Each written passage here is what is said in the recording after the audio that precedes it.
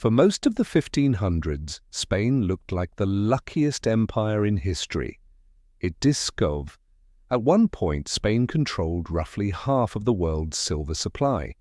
Kings, merchants, and as and yet, within a few generations, Spain was drowning in debt, defaulting on its loans, and quietly losing the very power all that silver was supposed to guarantee. This is the story of how an empire can own more money than anyone else and still go broke, not in spite of that money, but because of it. To understand the collapse, we have to start at the peak. In the late 1400s and early 1500s, Spain is a rising superpower. The Reconquista has just ended, the last Muslim kingdom in Iberia has fallen, and a newly unified Spain is hungry for glory, territory, and God. When Columbus opens the way to the Americas, Spain doesn't just see land, it sees a bottomless vault.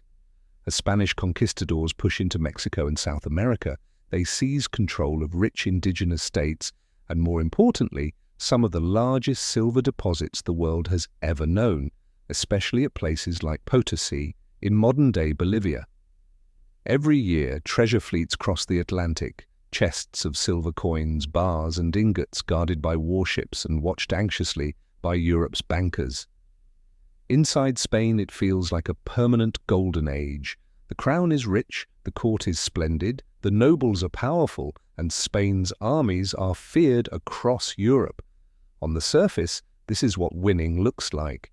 But behind the scenes, something else is quietly taking shape, a pattern that will turn all that silver into a trap. The first mistake is subtle. Spain confuses inflows of silver with real wealth. When you suddenly control more precious metal than anyone else, it feels like you've broken the game. Need an army? Pay for it. Need a palace? Build it. Need to win a war? Just keep the money flowing. But silver is only a symbol. What matters is what you can buy with it: food, weapons, ships, labor. As more and more silver pours into Europe, prices start to rise. Historians call this the price revolution. For over a century, prices across Europe slowly but steadily climb. For people on fixed incomes, soldiers, workers, small landowners, everyday life becomes harder. For the Spanish state, it means the same amount of silver buys less and less over time. Spain has more coins, but each coin matters less. Instead of asking why this is happening, the empire draws the wrong conclusion. We just need more silver. The second mistake is classic empire overreach. Spain sees itself as the defender of the Catholic world, the shield of Europe, and the rightful dominant power on land and sea.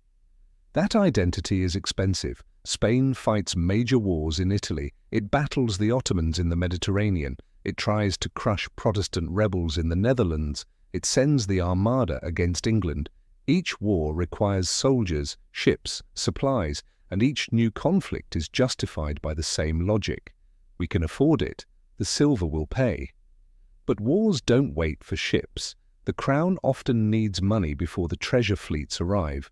So Spain turns to the great banking families of Europe, especially in places like Genoa and the German states. These bankers lend money to Spain against future silver, expecting to be repaid when the next fleet docks. On paper, it's a perfect system. Silver, today, funds war, today. More territory brings more silver tomorrow. In reality, Spain is building a tower of promises on top of a resource it does not fully control, vulnerable to storms, pirates, enemy navies, and the limits of geology. The more Spain fights, the more it borrows. The more it borrows, the more it needs the silver to keep coming. An empire that looks unstoppable from the outside is becoming increasingly dependent on creditors it doesn't fully understand and cannot fully control. The third mistake is structural. Because silver is so easy to spend, Spain neglects the harder work of building a productive domestic economy. Why slowly grow local industry when you can just import what you need and pay with silver? Over time, other countries like the Netherlands and later England become the workshops and bankers of Europe. Spain buys their goods, pays their interest, and fills their vaults, using silver that came from the Americas. The result is an empire that is rich in appearances but hollow underneath. Wealth flows through Spain, but does not stay. Local industry struggles. The state becomes ever more reliant on taxes and new loans. It's like someone winning the lottery every year, but never building a business, never saving, never investing, just spending bigger each time, convinced the next jackpot is guaranteed. Eventually, the math stops working. Wars drag on longer than expected.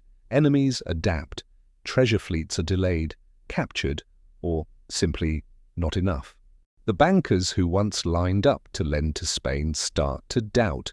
Interest rates rise, new loans come with harsher terms, and then Spain does the one thing that reveals the true state of the empire: it defaults. More than once, Spanish kings simply announce they cannot pay what they owe. They will restructure their debts, delay payments, or convert old obligations into new ones on less favorable terms.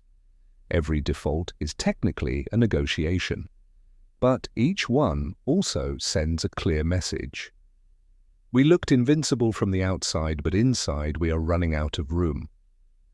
By the late 1500s and early 1600s, Spain is still powerful. But the pattern is clear: rising costs, slowing inflows, growing dependence on debt, repeated financial crises. The Silver Empire is no longer being lifted by treasure, it is being slowly crushed by the weight of its own promises. Spain doesn't disappear overnight. No great empire does. For generations it remains a major power, still feared, still rich in ritual and ceremony. But underneath, the direction has changed. Political power fragments, military defeats accumulate. Other states rise, especially Britain and the Netherlands, who learn to build financial systems and productive economies, not just extract treasure. The same silver that once symbolized Spain's greatness has left a different legacy, a trail of inflation, a habit of borrowing to solve every problem, a neglected domestic economy, and a long record of default that slowly weakens trust. Spain becomes the first clear example of a modern empire that goes broke while sitting on a pile of money. Proof that you can't simply measure power in tons of metal or stacks of coins. So what is the pattern?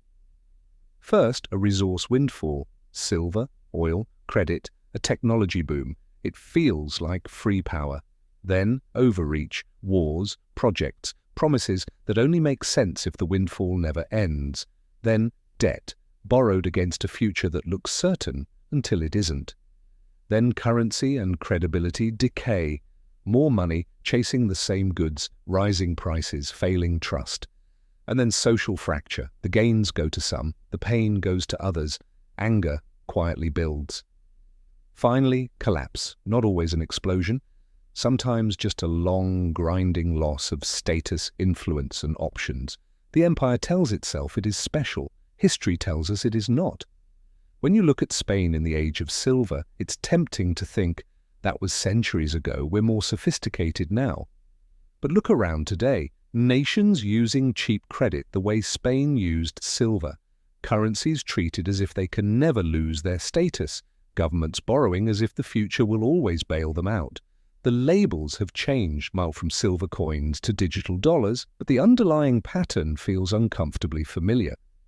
On this channel, we're going to follow that pattern from Spain to Britain to the Soviet Union to Argentina, and eventually to the question no one wants to ask directly. Where is the modern world on this same curve? If you don't want to just watch the next chapter of history unfold, but actually see the pattern forming while it's still in motion, subscribe to Collapse Pattern. Don't just watch history happen, see it coming.